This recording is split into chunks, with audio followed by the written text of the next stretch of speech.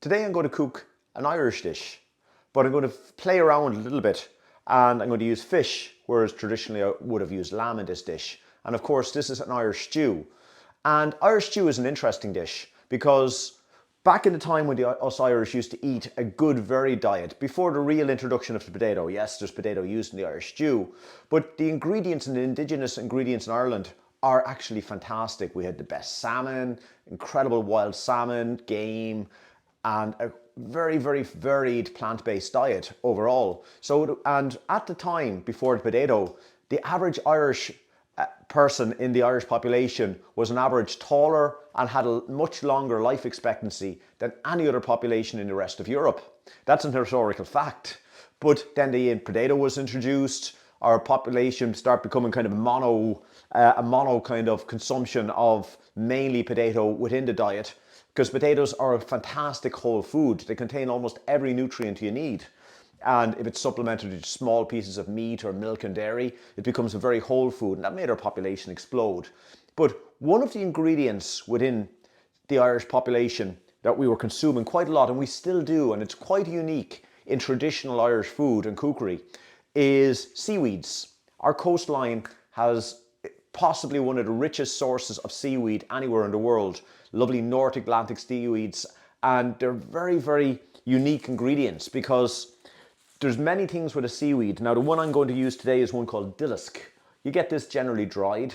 In Ireland, it's, you can get it wild quite easily if you go out and pick it. But unfortunately, it can be a little bit on the expensive side, but it does go a long way. But these algae are tremendous. They're absolutely nutritional powerhouses. There's nothing else really on the planet like them. First of all, let's look at iodine.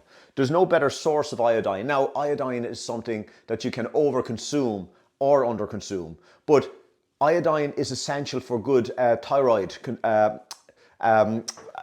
functioning, which is a gland that creates hormones that are essential for our metabolic function. So making sure that we have good quality iodine in our system is important. It's packed with vitamins, it's packed with minerals, it's got very high levels of potassium, magnesium, it's got zinc. But another thing that's really unusual about seaweeds, pretty much all Atlantic seaweeds or all marine-based seaweeds are, because there are lake ones as well, and I can't answer for that, but I know ones that come from the sea they contain the good types of omega-3 fatty acids. So most plant-based foods, you have an omega-3 called ALA, alpha-linolic acid. Now this is converted into another type of omega-3 fatty acid in your body, which is EPA or DHA. They're big names, epiosonic acid. I'm terrible pronouncing it. But anyway, and that conversion process isn't very good. So if you're relying on plants to get omega-3 fatty acids, you're probably going to be struggling to get the quantities that you need. But with seaweeds, their omega-3 fatty acid is actually the ones that our body wants the most, the DHA and the EPA, the really good ones, the things that are being shown for brain health, for high anti-inflammatory functioning, for a high quality anti-inflammatory diet. Plus, it's a vegetarian and a vegan source, and there are very, very few sources of omega-3, of EPA and DHA that come from plant-based sources. Most come from fish oils, from animals, from marine-based sources, marine animals and the like. But this is a vegetarian one, this is a vegan one. So getting good quality seaweeds into your diet and using those within a diet is such a good strategy. And it's a great way of getting one of our key ingredients, and then there's the whole spectrum of other vitamins and minerals you get from it as well. And it's very potent. Now it's a supplement to a main diet, but it's a good thing to be using often if you can get access to it. So I'm going to get on and cook this little Irish stew now with fish. And another thing, just very briefly, the fish I'm using is ling. Pick any fish will do with this, as long as it's a good meaty fish, something like monkfish. Of the cod species, ling is a great one because it doesn't fall apart and because you want nice chunks of fish within this dish. So I'm going to get along and cook this now. My stew. First thing I'm going to do is add about 1 litre of water into a good size stewing pot, let's call it. Into that, I'm going to add my barley, which I've pre-soaked my barley. But again, it takes a little bit more cooking, and that's kind of like very much a thickening agent in this. So I'm going to pop all my barley into that water. I have a good quality vegetable stock cube. I find actually the stock cube is one of the better ones with this, because if I use a fish stock, it can get a bit dominant. And I like using this, so it's just a simple, good quality vegetable stock cube. My roughly chopped garlic is going to go in there next. If you have sprigs of fresh thyme, great. Otherwise, I'm just using a teaspoon of dried thyme. I'm going to put 3 bay leaves. These bay leaves are fresh. Dry is fine as well. And what I'm going to do is I'm just going to bring that broth or stock just up to a simmer, just to allow it to infuse. Now there's my broth with the barley in it, just starting to come to a nice simmer. And now straight away I'm going to add my vegetables. As you can see, I've cut my vegetables, very large chunks. Now I should have used leek in this, and if you're using leek, put it in at that stage as well. Cut it about the same size as the celery. It's just that I forgot to buy it. So I'm going to pop that in.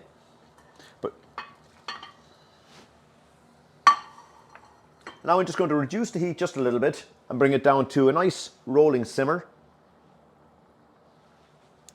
I'm going to put the lid on that, but not fully. Leave a little bit of an air vent so it doesn't boil over on you. And just let that simmer until those vegetables start to tenderize.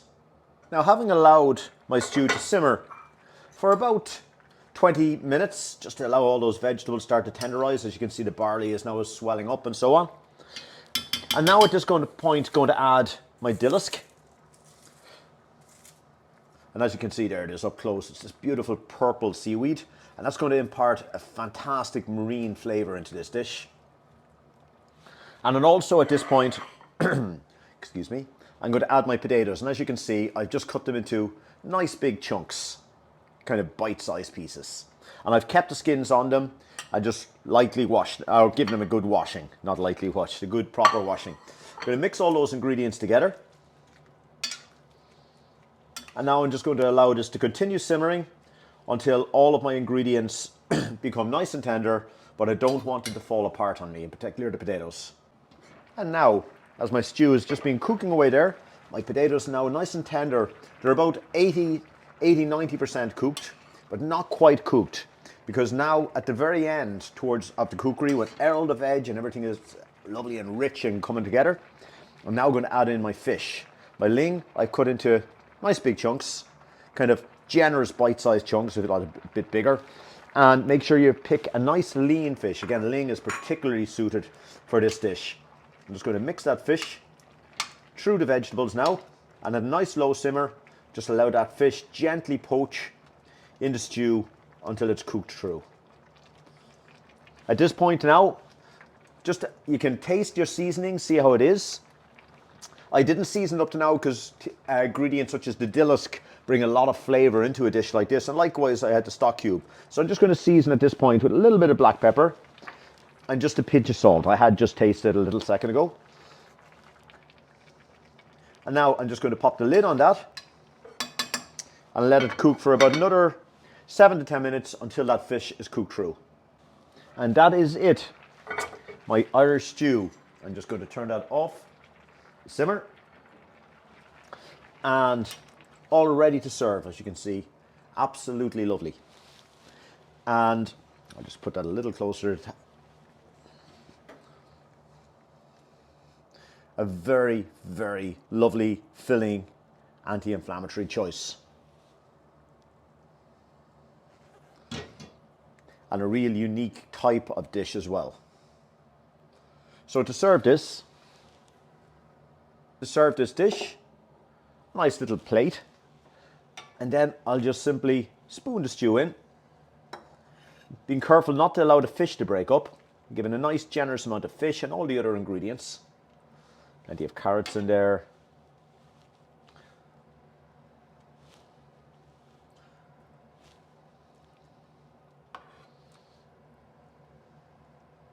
And then the very last thing I'm going to do is take my scallions or my spring onions. I'm just going to give a nice generous finish of those on top. Just add a little bit of crunch, colour and some texture onto the dish. Maybe a pinch of salt and pepper on the top. And that is it. Put my little bay leaf there on the side. And that is a fish, a seafood or ling Irish stew.